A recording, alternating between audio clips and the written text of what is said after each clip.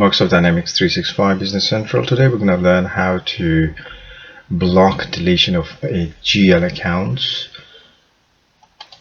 So for that we go to GL account setup,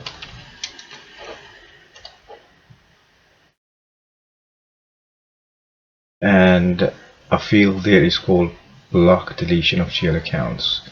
So if you enable it, it will stop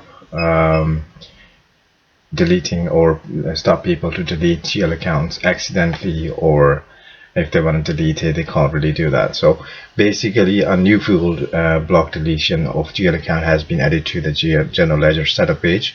When set to yes, obviously when you do this is yes, so when you do that, the field acts as an extra validation. That means you cannot delete GL accounts with ledger entries after the date in the check GL account deletion after field.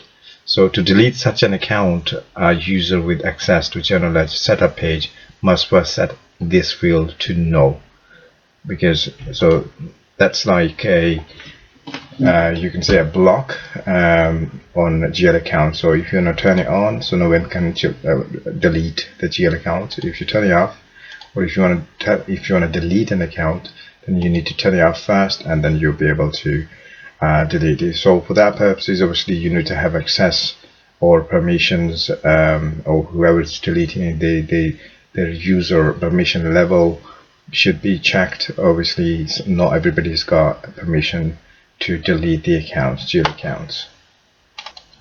So basically it's considered as a best practice. So it's kind of protecting your accounts from risk of accidentally deleting any GL accounts. Thank you for watching my video.